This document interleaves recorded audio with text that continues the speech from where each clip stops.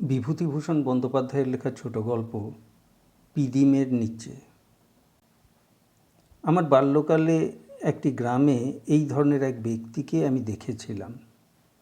কেউ তার জীবনচরিত লেখেনি, কেউ জানেও না তাকে, কিন্তু আমি জানি, এবং যতটুকু জানি বা নিজের চোখে দেখেছিলাম লিখে রাখা উচিত ভেবে লিখে রাখলাম।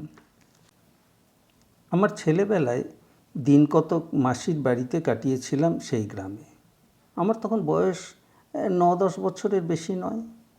গঙ্গার ধারের পথ দিয়ে একদিন মাস্তুতো ভাই নন্দর সঙ্গে পাশের গ্রাম আমিনপুরে চাল আনতে যাচ্ছিলাম। বিকেলবেলা, বর্ষাকাল, গঙ্গার জলে খুব ঘোলা এসেছে। জল বেড়ে সাতনলির বড় চড়া ডুবে গিয়েছে। ঝিঙে পটলের ক্ষেত জলের অত্যন্ত ধারে এসে পড়েছে। হঠাৎ নন্দ আমায় ধমক দিয়ে বললে, এই সরে আয়। কী রে? আমার মুখ থেকে কথা বেরুতে না বেরুতেই ঝুপ করে অনেকখানি পার ভেঙে পড়ল সামনে নিচে ঘোলা জলের আবর্তের মধ্যে। আমার শরীর ঝিমঝিম করতে লাগলো। নন্দ বললে, এক্ষুনি গেইছিলি যে। সত্যই তাই, আর একটু হলে আমি গিয়ে পড়তাম গঙ্গা গর্ভে। তখন সাঁতার জানতাম না, জলে পড়লে আর বাঁচবার উপায় ছিল না।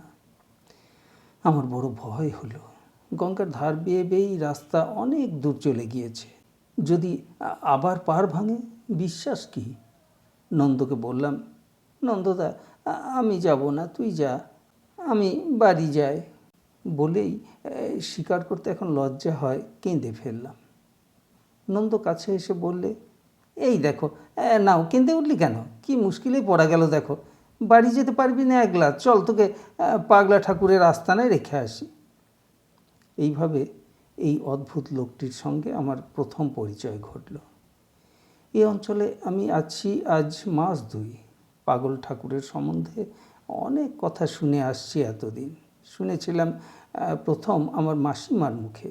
আমি বলেছিলাম, সে কে মাসিমা? গঙ্গার তীরে থাকে, সাতনলির চরের এপারে। কে সে?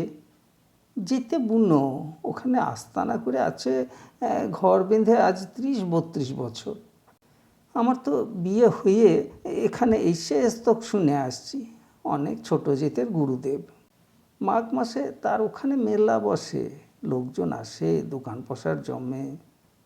আমি একদিন দেখতে যাব। না, যাই না, বুনো ভাগদি, ছোট জেতের কাণ্ড, সেখানে কি দেখতে যাবি তুই? ছুঁলে যাদের গঙ্গা স্নান না করলে শুদ্ধ হয় না। সেই বিকেলে আমার মাস্তুতো ভাই নন্দ আমায় পাগল ঠাকুরের আস্তানায় বসিয়ে রেখে চলে গেল। বললে, ফিরে না আসা পর্যন্ত বসে থাকবি? একটা বাবলা বনের মধ্যে 2খানা খড়ের ঘর, একটা ছোট গোয়াল ঘর, তাতে 2টি গাই গরু বাঁধা। একখানা ঘরের দাওয়া অত্যন্ত নিচু, সেখানে খান কতক পিঁড়ি আর খেজুরের চাটাই পাতা। বাবলা গাছে ফুল ধরেছে, ফুল ঝরে ঝরে নিকনো মুছনো পরিষ্কার উঠোনটা ছেয়ে গেছে। একটি বৃদ্ধা স্ত্রীলোক গোয়াল ঘরে ঘুঁটের সাজাল দিচ্ছে, আর কেউ কোথাও নেই। এমন সময় একটি লোক বাবলা বনের ওধার থেকে বড় ঘরখানার দাওয়ায় এসে একখানা দা রেখে দিলে। তার কাঁধে এক বোঝা সবুজ জলো ঘাসের আঁটি। লোকটা লম্বা দাড়ি বুকের উপরে পড়েছে, মাথায় লম্বা লম্বা জট পাকানো চুল, পরনে অতি মলিন এক কাপড়, দেখে পাগল বলে মনে হয়। লোকটা আমাকে লক্ষ্য করে বললে, কে ওখানে, কে গা? আমার ভয় হয়েছে। আমি আমতা আমতা করে বললাম, এই এই ওই ওই আমার মাসির বাড়ি। সেই বৃদ্ধা বললে, বামনদের ছেলে, বোধহয় বাবুদের বাড়ির, ভূপেনবাবুর নাতি নন্দ বসিয়ে রেখে গেল। ভয় কি খোকা, ভয় কি? শশা খাবা? শশা খাবো কি? লোকটার হাব ভাব ও রক্তবর্ণ বড় বড় চোখ দেখে আমার প্রাণ তখন উড়ে গিয়েছে। আমি কাঠের পুতুলের মতো আড়ষ্ট হয়ে বসে আছি। দস্যু ডাকাতের গল্প শুনেছি, সেই দস্যু ডাকাতদের একজন নয় তো? হঠাৎ লোকটা আমার দিকে এগিয়ে আসতে আসতে বললে, ভয় কি বাবা ঠাকুর, ভয় কি? কিছু ভয় নেই, বসো। তারপর একেবারে কাছে এসে অত্যন্ত মোলায়েম স্নেহের হাসি হেসে বললে, বালক। আমি চুপ করে বসে আছি, বোবার শত্রু নেই। লোকটা বললে, নাম কি বাবা ঠাকুর? ভয়ে ভয়ে বললাম, পতিত পাবন মুখোপাধ্যায়। পতিত পাবন? বাহ বাহ বাহ, বেশ বেশ। পতিত পাবন যিনি, তিনিও তোমার মতো। লোকটা শেষের কথাগুলো কাঁদো কাঁদো সুরে জোরে জোরে উচ্চারণ করলে। তারপর বললে, ওগো, পতিত পাবনের ভোগ দেবে কি দিয়ে? আমার বাড়ি এসেছেন দয়া করে, সে সে অদৃষ্ট করিনি যে বাবা ঠাকুর। তোমার ও মুখে কি তুলে দেব? পাকা তাল একটা নিয়ে যাও, তালের বড়া ভেজে দিতে বললো তোমার মাসিমাকে। আমার কথাগুলো ভালো লাগলো এবং ভয়ও অনেক চলে গেল, কিন্তু ওর রকম সকম থেকে মনে হলো লোকটা পাগল ঠিকই। তাই লোকে ওকে পাগল ঠাকুর বলে। পাগল ঠাকুর ছোট ঘরটার দাওয়ায় গিয়ে বসে আমায় কাছে ডাকলে, হাতছানি দিয়ে বললে, এসো পতিত পাবন, এসো এসো। বৃদ্ধা বললে, ওকে ডেকো না, ভয় পেয়েছে। কিন্তু আমি সম্প্রতি নির্ভয় হয়েছি দেখাবার জন্যে পাগল ঠাকুরের পাশে গিয়ে বসলাম। পাগল ঠাকুর একখানা খেজুরের চেটাইয়ের উপর বসে এক কলকে তামাক না গাঁজা কি যেন সাজলে। আমায় বললে, তুমি বামন? হ্যাঁ। পায়ের ধুলো দেবে একটু? আমি ছুঁয়ো না, মাসিমা বারণ করেছে। পাগল ঠাকুর হেসে উঠে বললে, কেন, নাইতে হবে বুঝি? তা আমায় ছুঁলে তোমায় নাইতে হবে না। আমি বামন নই, কিন্তু দয়াল গুরুর নামে থাকি। তিনি তিনি আমাদের সকলের চেয়ে বড়। দাও দাও পায়ের ধুলো। পাগল আমার পায়ের ধুলো নিয়ে মাথায় দিলে। সঙ্গে সঙ্গে আমার শরীরে কি যেন একটা অদ্ভুত ভাব হলো, একটা একটা অদ্ভুত আনন্দের ভাব। সে মুখে বলে বুঝিয়ে দিতে পারবো না। বিশেষত তখন আমি বালক, বিশ্লেষণ ও তুলনা করে দেখবার ক্ষমতা ছিল না। এখন একবার ভাবি, পাগল ঠাকুরের পায়ের ধুলো নেওয়াটা হয়তো একটা ছুতো। আমাকে স্পর্শ করবার জন্যেই ও পায়ের ধুলো নিতে চেয়েছিল।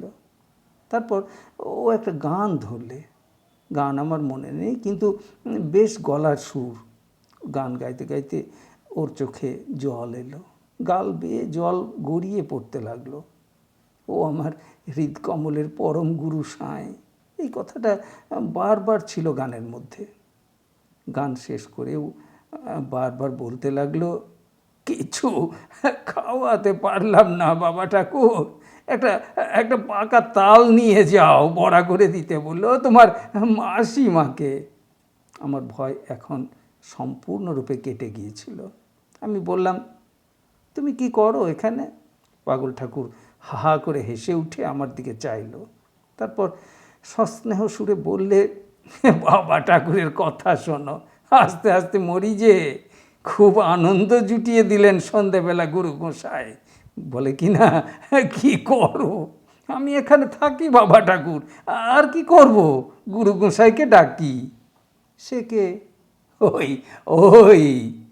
পাগল আঙুল তুলে আকাশের দিকে দেখিয়ে বললে, ওই উনি। আমার খুব ভালো লাগছিল এই অদ্ভুত লোকটাকে। এই অল্পক্ষণের মধ্যেই আমি তার দিকে যথেষ্ট আকৃষ্ট হয়ে পড়েছি দেখলাম। এই সময় সন্ধ্যের অন্ধকার নামলো, গায়ে রোঁয়া আর দেখা যায় না। ও উঠে দৌড়ে জল দিয়ে ধুনো জ্বাললে। উঠোনের একটা ইটের উঁচু মতো জায়গাতে প্রদীপ নিয়ে গিয়ে রেখে দিলে। আমি বললাম, তোমাদের তুলসী গাছ নেই? কেন বাবা ঠাকুর? আমাদের বাড়ি আছে, মাসিমা পিদিম দেয় সন্ধেবেলা। তুলসী রাখি নে তো বাবা ঠাকুর, গুরু গোসাই ওই পিঁড়িতেই আছেন, তুলসী দিয়ে কি হবে? তুমি পুজো করো না বুঝি? তুলসী পাতা না হলে পুজো হয় না। পাগল ঠাকুর হেসে বললে, হয় বাবা হয়, কেন হবে না? সব ফুলে সব পাতাতেই তার পুজো হয়, তবে পুজো আছে আমি করি নে বাবা। করো না? না বাবা ঠাকুর, আমি ছোট জাত বুনো, তেনার পুজো কি করে করতে পারি আমি? গুরু গোসাই পায়ে রাখেন যদি, তবে আর পুজোর দরকার কি? ফুল বেলপাতা দিয়ে পুজো করবে তোমরা বামনেরা, আমাদের ছোট জেতের হাতে ও সাজে না, হ্যাঁ পুজো করতে নেই আমাদের। তুমি তো ভালো লোক। কে বললে আমি ভালো লোক? সবাই বলে, আমি শুনেছি। তুমি যখন বলছো বাবা ঠাকুর, তখন ভালোই হব। এই সময় আমার মাস্তুতো ভাই ফিরে এসে আমায় ডাক দিল। তার সঙ্গে আমি বাড়ি চলে গেলাম। বাড়ি যাওয়ার আগে ওরা আমাকে তাল দিলে, শশা দিলে, আবার আসতে বলে দিলে। পাগল ঠাকুরের সঙ্গে আমার এই প্রথম দেখার পরে প্রায় 5 বছর কেটে গেল। মাসিমার বাড়ির সেই গ্রামে আর আমার যাওয়া ঘটেনি এই 5 বছরের মধ্যে। 1913 সালে 3য় শ্রেণীতে প্রমোশন পেয়ে স্কুলের ঝক্কি কিছুদিন এড়াবার জন্যে চলে গেলাম আবার মাসিমার বাড়ি। মাসিমা বললেন, এসো বাবা এসো, বুড়ো মাসিকে ভুলেই গেলে, থাক থাক বেঁচে থাকো, দীর্ঘজীবী হও। আমার মনে আছে 2-1 কথার পরেই আমি বুড়িকে জিজ্ঞেস করলাম, মাসিমা সেই পাগল ঠাকুর আছে তো? মাসিমাকে বুড়ি বললাম বটে, কিন্তু তিনি সত্যিকার বুড়ি এখনও ঠিক নন। যৌবনে তিনি সুন্দরী ছিলেন। আমি যখনকার কথা বলছি তখনও তিনি তত মোটা হননি। বেশ দোহারা সুঠাম চেহারা, ফর্সা রং, বড় বড় চোখ। মাথার চুল কেবল ছোট করে ছেঁটে দিয়েছিলেন বোধহয় বিধবা হওয়ার পর। দেহে জরার আক্রমণের কোনো চিহ্ন তখনও স্পষ্ট হয়ে ওঠেনি। তার উপর মাসিমা ছিলেন গ্রাম্য জমিদারের ঘরের বধূ। চালচলনে একটা সেকেলে বনেদি ও স্পর্শভীরু ঈষৎ গর্বিত আভিজাত্য সদা সর্বদা বর্তমান থাকত। মাসিমা তাচ্ছিল্যের স্বরে বললেন, কে? ও সেই পাগল ঠাকুর? হ্যাঁ বেঁচে আছে। কেন, তার খোঁজে তোমার কি দরকার? এখানে তোমার কথাটার প্রয়োগ যে বিরক্তিসূচক তা আমার বুঝতে দেরি হলো না। মাসিমা জমিদারের বাড়ির বউ, তার বোনপো যে তাঁদেরই গ্রামের এক ছোট জাতের গুরুর সঙ্গে মিশবে, এটা তার ভালো লাগলো না। অবশ্যই এটুকুও বলা উচিত যে তারা নামেই তখন জমিদার, কিছুই ছিল না তখন। সংসারে বিষম টানাটানি চলছিল, তাও জানতাম। নতুবা নন্দ জমিদারের ছেলে হয়ে কাঁটাদর হাট থেকে বেগুন বয়ে আনবে কেন ফি হাটে? মাসিমার প্রশ্নের জবাব দিলাম, আমার কোনো দরকার নেই সেখানে, সেবার আলাপ হয়েছিল তাই বেঁচে আছে কিনা জানতে চাইছি। বাঁচবে না তো যাবে কোথায়? মেলা হয়, পাগল ঠাকুরের মেলা, কেন হবে না? যত বেটা বুনো বাগদির গুরুদেব, শুধু বেটারা এসে পায়ের ধুলো নেয়, হই হল্লা করে, ঝাঁটা মারো, গুরু গুরু গুরু এমনি গাছের ফল কি না? আমি কিন্তু বিকেলেই পাগল ঠাকুরের বাড়ি গিয়ে হাজির। সেবারকার সেই প্রথম দর্শনের স্মৃতি আমার বালক মনে একটি রহস্যজনক স্থান অধিকার করে আছে তখনও। আবার তাদের সেই 2খানা খড়ের ঘর, নিকোনো পুছনো গোবর লেপা উঠোন, ঝিঙের ফুল ফোটা গঙ্গার তীরে অপরাহ্ন শোভা, কতকাল পরে দেখলুম। পাগল ঠাকুরের দাড়ি আরও সাদা হয়ে নারদ মুনির মতো দেখতে হয়েছে। তবে বার্ধক্যজনিত কোনো শীর্ণত্ব বা দৌর্বল্য নেই শরীরে। খুব শক্ত সমর্থ লাঠি লাঠি চেহারা, মুখে সেই হাসি। এবার আর আমি নিতান্ত বালক নই, অনেক জিনিস বুঝি, আগের ভয় আর নেই। বললাম, তোমাকে বড় ভালো লেগেছিল সেবার, বড্ড মনে হতো তোমাকে।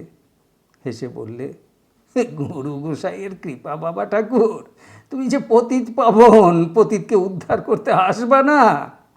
ওসব কথা বলতে নেই, তুমি আমার নাম মনে রেখেছো যে দেখছি। তুমি আমায় মনে রেখেছিলে, তাই আমিও তোমায় মনে রেখেছিলাম। আয়নায় মুখ দেখা যে বাবা ঠাকুর, যেমন দেখাও তেমনি দেখি। একটা গান করো না। ওকে আর দ্বিতীয়বার খোসামত করতে হলো না। সেবারকার সেই বৃদ্ধাকে দেখলাম এবার, তাকে ডেকে বললে, এক তারাটা দেও তো, পতিত পাবন ঠাকুরকে একটা গান শোনায়, কিন্তু বাবা একটা কথা বলি, বলে সে হাসি হাসি মুখে আমার দিকে জিজ্ঞাসু নেত্রে চাইলে। আমি বললাম, কি? ও একটা আলাভোলা অসহায় ধরনের অনুরোধ যেন করছে। এমনিভাবে বললে, আমি যেমন তোমায় গান শুনিয়ে গেলাম, তুমি পতিত উদ্ধার করতে এমনি ধারা আসবা তো? বলি, হ্যাঁ ঘা ও ঠাকুর। না, ও আবার পাগলামি শুরু করেছে। কাকে কি বলে যে। পাগল ততক্ষণে একতারা বাজিয়ে গান শুরু করে দিয়েছে। ও আমার হৃদকমলের পরম গুরু সাঁই, রেতে আলো দিনে তারা, রাত নাই দিন নাই। তোমার সেথা বাঁশের ঝাড়ে, অরূপ রূপের পাথার পারে, বাঁশের ফুলে ভুবন আলো, দেখতে এলাম তাই। চলার পথে বাদল দিনে তোমার সেই বাঁশতলাতে দিও ঠাঁই, ও আমার হৃদকমলের পরম গুরু সাঁই। সেই ছেলেবেলার শোনা গানটা, ওর গান গাওয়ার ধরনটা আমার বেশ লাগে। চোখ উল্টে উদাস নেত্রে ওপর মানে চেয়ে, সে ভাবই আলাদা। গলা ভালো নয়, ভাঙা গলা, দুটো বেসুরো সুর যেন গলা থেকে বেরিয়ে আসছে। তাই কি, চোখ দিয়ে যখন ওর দরদর জল নেমে এলো, তখন আমাদের গ্রামের বিখ্যাত যাত্রার জুড়ি দাশু পরামানিকের চেয়েও ওকে সুকণ্ঠ বলে মনে হলো। আরও একটা, তারপর আরও একটা। সরাটির চরে ঝিঙে ফুল ফুটেছিল সেবার। ঝিঙে ফুলের হলুদ ক্ষেত আর পাগল ঠাকুরের গানের খ্যাপাটে সুর একতারে বাঁধা। ধুধু চড়াটির স্বরে, নির্জন চড়াটির স্বরে, ঘুলি ঘুলি আধো অন্ধকারে কেউ যেন ঝিঙের ফুল ফুটতে দেখেছিল 30 বছর আগের এক ভাদ্র সন্ধ্যায়। তবেই পাগল ঠাকুরের গান বুঝতে পারবে। আমি এক মনে শুনছি, হঠাৎ গান থামিয়ে ও বললে, কি খাবা? কিছু না। সে বললে তো হবে না, আমারে পেট সাধ দেবে এখন কে? আমি খেতে আসিনি তোমার কাছে, তোমাকে দেখতে এসেছি। 5 বছর পরে এলাম। পাগল ঠাকুর বিস্ময়ের সুরে বললে, 5 বছর হয়ে গেল এরই মধ্যে?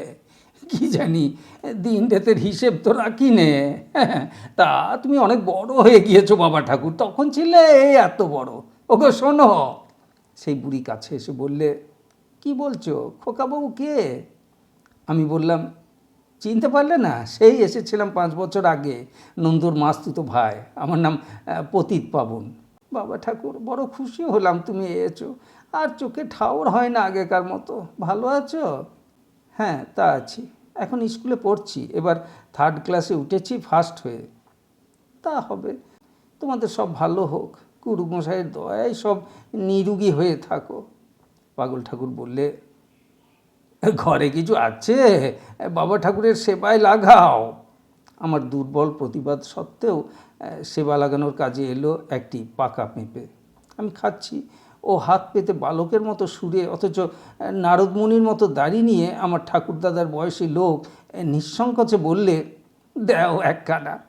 দিলাম, যেন ও আমার সমবয়সী খেলুড়ে। বললাম, তোমার এখানে থাকতে ভালো লাগে? পাগল ঠাকুর হেসে বললে, তোমাকেও যে আমার রাখতে ভালো লাগে, থাকবা এখানে? ইচ্ছে তো করে, বাড়ির লোকে থাকতে দেবে না যে। পাগল ঠাকুর একটা মাটির পাত্র থেকে গুড় তুলে নিয়ে দাকাটা তামাক মাগলে বসে বসে। একটা কলকে ভরে তামাক সেজে হাতে করেই টানতে লাগলো। নিজে একটা হাঁড়ি চড়ালে উঠোনের এক উনুনে।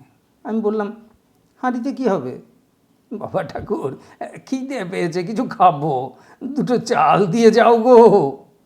হাঁড়িতে 1 খুঁচিটা মোটা রাঙা আউশ চাল ফেলে দিয়ে একটু পরেই বড় বড় গোটা কতক পাকা জগ্গি ডুমুর সামনের জঙ্গলের থেকে পেরিয়ে নিয়ে আঠা শুদ্ধই ফেললে হাঁড়িতে। আমি বসে বসে ওর খাওয়ার মজা দেখছি। ও আবার আমার পাশে এসে তামাক খেতে লাগলো। আমায় বললে, বাবা ঠাকুর, ওপারের বুনোপাড়া উচ্ছন্নে গেল ওলা উঠোতে। রোজ সেখানে যাই, সারাদিন থাকি। এই খানিকটা আগে এইছি, তাই বড্ড খিদে পেয়েছে। সেখানে কি করো? আমি কি কিছু করি? তিনি গুরু গোসাই করান। যাদের কেউ নেই, আমার অকেজো হাত দিয়ে তিনি তাদের মুখে জল দেন, ওষুধ দেন। আমার হাত ধন্য হয়ে গেল। আমার হাত না দিয়ে অন্য কারো হাত নিলেই পারতেন। তেনার কৃপা। গুরু গোসাই কে আজ বলতে হবে? ওই যে উনি, নিরাকার, সব ঘটে আছেন যিনি। তাই তো তুমি আমার পতিত পাবন ঠাকুর। তুমিও যা, তিনিও তা। তোমার মধ্যেই তিনি। যারা রুগী, ওলা উঠে বমি করছে, হলতে হয়ে গিয়েছে যাদের চোখের শির, হাতে পায়ে খিঁচুনি ধরেছে, গলা ঘর ঘর করছে, তাদের মধ্যে জনাই জনাই তিনি। তিনি উঁকি মারেন ওদের চোখের মধ্যে থেকে। বেশ দেখতে পাই, বমি ঘাঁটি, ঘেন্না আসে না মনে। মনে হয় গুরু গোসাইয়ের সেবা করছি। খেলা খেলা, সব তাঁর খেলা, তাঁর আবার রোগ লীলা। আমায় নিয়ে যাবে বুনোপাড়ায়, তোমার সঙ্গে যাব। ওরে বাবা রে, অমন করছি সুন্দর নতুন হাত বমি ঘাঁটবার জন্যে নয় গো, তার এখন দেরি আছে। ও সবের জন্যই তাড়াতাড়ি কি, পড়ো পড়ো, এখন খুব মন দিয়ে পড়ো। একটু পরে ও ভাত নামালে, একটা আঙট কলার পাতে ঢেলে জগ্গি ডুমুরগুলো টিপে টিপে নুন তেল দিয়ে মাখলে। আমায় বললে, কিছু মনে করো না বাবা ঠাকুর, আমি খাই, হুকুম করো। আমার অনুমতির প্রয়োজন কি বুঝলাম না, তবু বললাম, বারে খাও, আমি কি বলবো, খাও খাও, শুধু ডুমুর ভাতে খেতে পারবে? কেন পারবো না বাবা ঠাকুর, একটা যাই হলেই হলো, জীবের সুখ যত বাড়াবে ততই বাড়ে, ওর মধ্যে কিছু নেই। কে হাট বাজারে ছোটে দুটো খাওয়ার জন্যে? জঙ্গলে গরু গোসাই সব করে রেখেছেন, ডুমুর আছে, তেলাকুচো ফল আছে। আমি আশ্চর্য হয়ে বললাম, তেলাকুচো? হ্যাঁ বাবা ঠাকুর, তেলাকুচো ভাতে খাও, ভাজা খাও, তেলাকুচোর পাতা ভাজা খাও, দিব্যি জিনিস।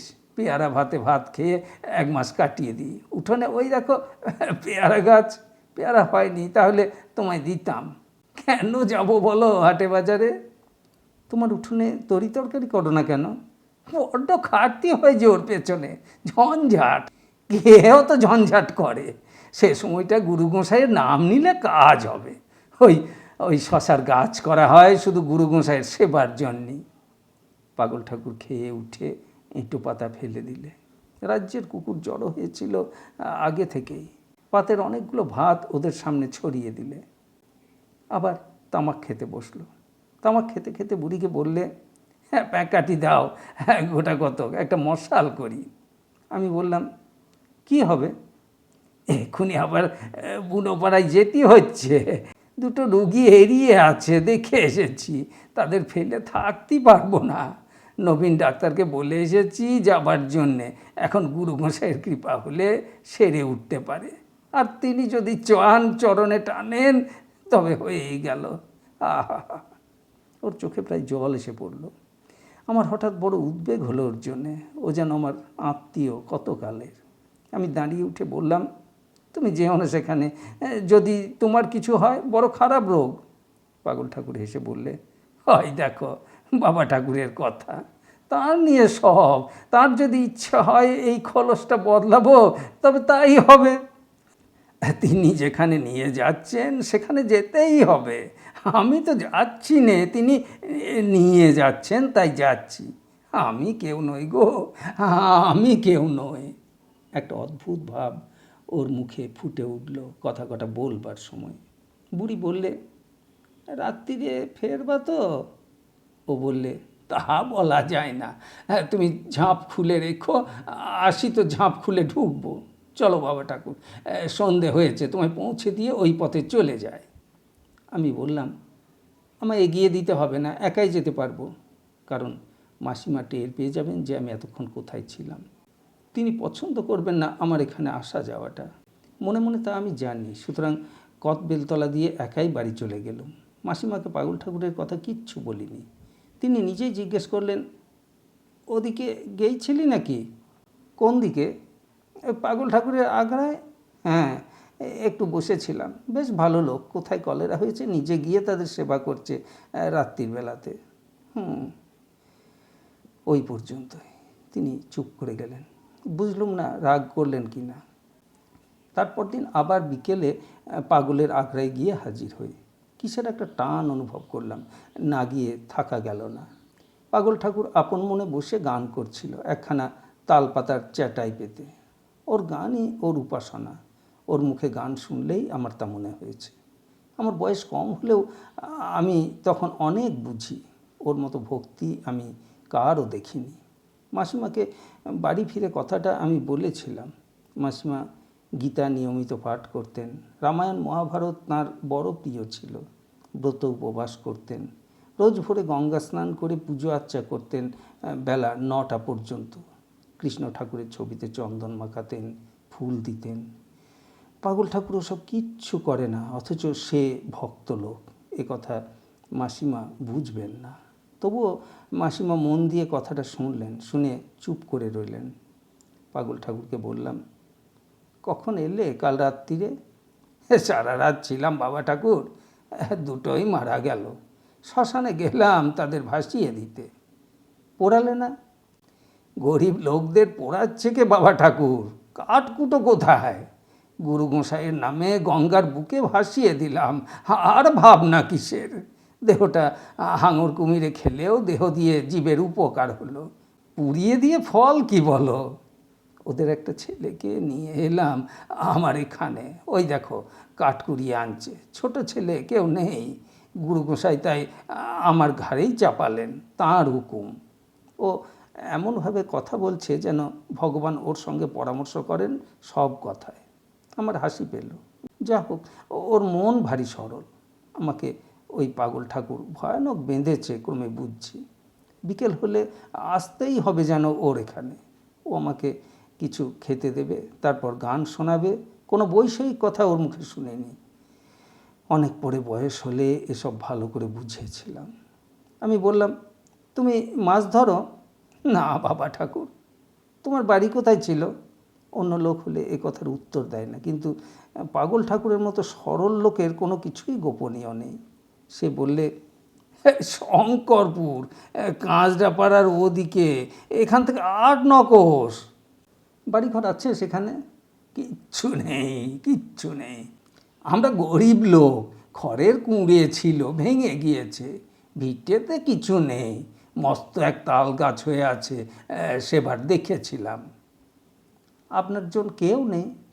এই যে বাবা ঠাকুর, ভুল কথা বললে। আপনার জন নেই কেন? এই তুমিই তো আমার আপনার জন। গুরু গোসাই সবাইকে আপন করে দিয়েছেন যে। কদিন থাকবে? আর 2 দিন ছুটি আছে মোটে। মোটে 2 দিন? তারপর চলি যাবা? দুঃখ দিতে আসো কেন বলো তো? তুমি চলে গেলে আমার বড্ড কষ্ট হবে দিন কতক। বিকেলটা কাটবে না গো, হ্যাঁ গুরু গোসাইয়ের ইচ্ছা। বলে সে দীর্ঘ নিঃশ্বাস ফেললে। সেই মুহূর্তে ও আমার বড় কাছে এসে পড়ল, আর দূরের লোক রইল না। বাকি 2 দিনও রোজ বিকেলে ওখানে যায়। বুনোদের সেই ছোট ছেলে এরই মধ্যে নিজের হয়ে গিয়েছে। সে দেখি রান্নাঘরে আউশ চালের পান্তা ভাত, বেগুন পোড়া আপনি হাঁড়ি থেকে বেড়ে নিচ্ছে দিব্যি, নিজের ঘরের মতো।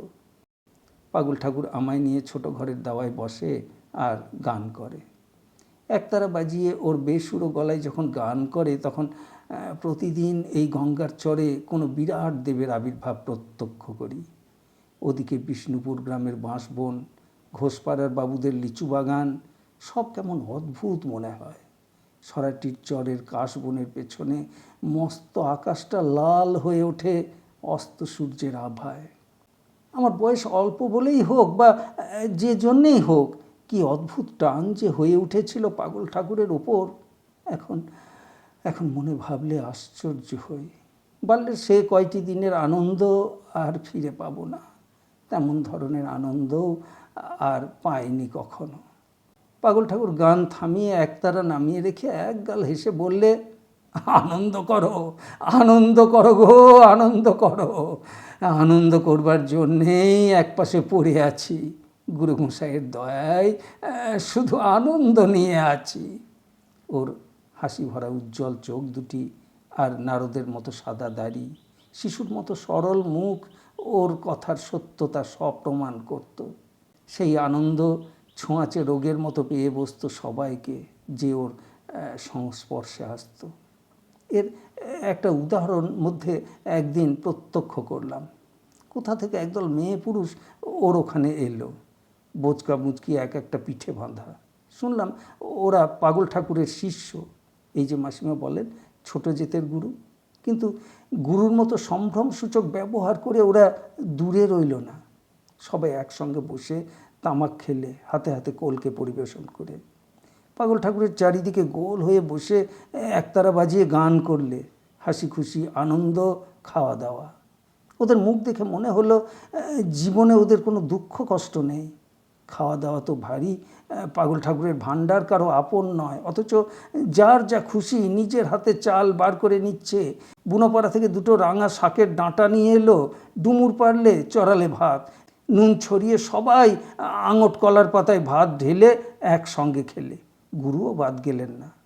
দিনটা আনন্দ করে সন্ধ্যের দিকে সবাই বোঁচকা মুচকি নিয়ে চলে গেল। আমিও চলে এলাম তার পরের দিন। এরপরে আবার সে গ্রামে যাই, যেবার ম্যাট্রিক পাস দিয়ে কলেজে ঢুকেছি। মাসিমা আগের চেয়ে বৃদ্ধা হয়ে পড়েছেন, চোখে ভালো দেখতে পান না। বললাম, পাগল ঠাকুর বেঁচে আছে? মাসিমা বললেন, আচ্ছা না তো যাবে কোথায়, তোমার বুঝি সেখানে যাওয়া চাই? আহা, কি যে দেখেছো ওর মধ্যে তুমি, ছোটবেলা থেকে দেখে আসছি এই কাণ্ড। পাগল ঠাকুরকে অন্য চোখে দেখলাম। সেই ছোট খড়ের ঘরের আশ্রম, সেই সদানন্দ সাদা দাড়িওয়ালা বৃদ্ধ, সব তেমনি আছে। 4 বছর আগের মতো চেহারাই আছে, বিশেষ কোনো পরিবর্তন নেই। আমাকে দেখে বললে, বাবা ঠাকুর যে, আরে এসো এসো, তোমার কথা কত বলি, কবে এলে? আজই। তুমি ভালো আছো? গুরু মশাইয়ের কৃপায় ভালোই আছি। বসো বসো, গান শোনবা? গান শোনবার জন্যেই তো আসা। শশা খাবা না ছেলেবেলাকার মতো? না শোনো, এখন আর আমি ছেলে মানুষ নই, তুমি যা খুশি খেতে দিতে পারো, ভাত পর্যন্ত। ছেলে মানুষ নই আর, কারো এন্তাজারির মধ্যে নেই এখন। তোমার এখানে খাবো তাতে দোষ কি? রাঁধো না তেমনি ডুমুর ভাতে ভাত। পাগল ঠাকুর ভয়ের ভান করে হেসে বললে, ও বাবা রে, বাউনের জাত মেরে দিই এই সন্ধেবেলা, তা হবে না। আর কি খাবা বলো? শোনো শোনো গো, এইদিকে একে চেনো? সেই যে। বুড়ি কুঁজো হয়ে পড়েছে আরও, চোখেও ভালো দেখে না মনে হলো। কাছে এসে বললে, কে? ওই সেই যে ভূপেনবাবুদের বাড়ির ছেলেটি গো, কত বড় হয়েছে আর কি চমৎকার হয়েছে দেখতে, দেখো। শোনো, দুটি চাল আর কাঁঠাল বিচি ভাজা ভেজে নিয়ে এসো তো, খেতে দিই। চা খাও বাবা ঠাকুর? চা করে দিতে পারি। একজন এখানে চা রেখে গিয়েছে, সে মাঝে মাঝে এসে চা খায়, খাবে? করো। চা করতে গিয়ে ওরা দুজনে বিষম বিপদে পড়ল। বুড়ো বুড়ি নানা পরামর্শ করে, একবার জল ফোটায় আবার নামায়। আধ ঘন্টা হয়ে গেল, রান্নাঘর থেকে আর বেরোয় না। কাঁসার ঘটিতে গরম জল আর চা একসঙ্গে গুড় সহযোগে সিদ্ধ করে অবশেষে এক ব্যাপার করে নিয়ে এলো। সবাই মিলে, অর্থাৎ তিনজনেই মহা আনন্দে তাই পান করা গেল। তারপর তামাক সাজতে সাজতে বললে, এইবার কি খবর বলো বাবা ঠাকুর? তোমায় দেখতে এলাম। আমায় আর কি দেখবে, ভালোবাসো তাই আসো, নইলে আমি কি আর একটা দেখবার মতো লোক? জানো, তোমাকে একজন দার্শনিক বলে আমার মনে হয়। সে কি বাবা ঠাকুর, আমার মনে হয় তুমি একজন দার্শনিক, সত্যিকারের দার্শনিক, ঋষির মতো লোক। তোমাকে লোকে চেনে না। ওসব কথা আমায় বলনি, আমাকে তিনি পায়ের দাস করে রেখেছেন, তার দয়া। আমার কোনো গুণ নেই গো বাবা ঠাকুর, আমার কোনো গুণ নেই। আনন্দে রেখেছেন, আনন্দে আছি। এই গান শোনো, গান শোনো। আমার চোখ অনেকটা খুলেছে আগেকার চেয়ে। বৃদ্ধের সরল পবিত্র মুখভাগ আর সহজ আনন্দ ওকে আমার চোখে ঋষির পদবিতে উঠিয়ে দিয়েছে। পাগল ঠাকুর যদি ঋষি নয়, তবে ঋষিকে লেখাপড়া জানলে আর 2-3 হাজার বছর আগেকার ভারতবর্ষের লোক হলে এই লোকই তো উপনিষদ রচনা করত। সরাটির চরের মতো উদার হতো তার বাণী, ঝিঙে ফুলের সৌন্দর্য থাকতো তার ভাষায়, সন্ধেই সকালে বাঁশবনের পক্ষী কুজনের মতো শান্ত সহজ আনন্দ মিশিয়ে থাকতো তার অঙ্গে অঙ্গে। কিন্তু একে কেউ চিনলে না। আমরা সারা জীবন ওর দত্ত সহজ আনন্দের মন্ত্রে দীক্ষিত। যেবার বিবাহ করে মাসিমাকে নববধূ দেখাতে গিয়েছিলাম ওদের গ্রামে, ভেবেছিলাম পাগল ঠাকুরের ওখানেও নিয়ে যাব। আসল উদ্দেশ্য ছিল সেটাই, কিন্তু পাগল ঠাকুরকে আর দেখতে পাইনি। সেও এক বিকেলে গেলাম ওর আখড়াতে। বাবলা গাছের তলায় ওর সমাধি। ওদের সম্প্রদায়ে নাকি সমাধি দেওয়াই নিয়ম। মাটির একটা লম্বা ঢিবি, বাবলা ফুল ঝরে ঝরে পড়েছে তার উপর। কোনো শিষ্য কতকগুলো দোপাটি ফুলের গাছ রোপণ করে দিয়েছে মাটির ঢিবিটার চারিপাশে। পাগল ঠাকুরের নশ্বর দেহের হাড় কখানা ওরই তলায় মাটি মুড়ি দিয়ে আছে। ওকে এখানকার কেউ চিনলে না। আমার মাসিমা তো এত গীতা পাঠ করেন, মন্ত্র জপ করেন। তিনিই বলেন, হ্যাঁ বাবু, তোমার সেই পাগল ঠাকুর আজ বছর 2 হলো মারা গিয়েছে। কে জানে, ও সব ছোট লোকের খবর রাখিনি, রাখবার সময়ও পায়নি। সেই বুড়ি কেবল বেঁচে আছে আজও। তাকে সন্ধ্যের পিদিম জ্বালতে দেখলাম সমাধির সামনে, রেড়ির তেলের মাটির পিদিম। খড়ের ঘরের খড় উড়ে পড়েছে। আখড়ার অবস্থা অতি খারাপ। কারো দৃষ্টি নেই এদিকে মনে হলো। সংসারে এমনিই হয়।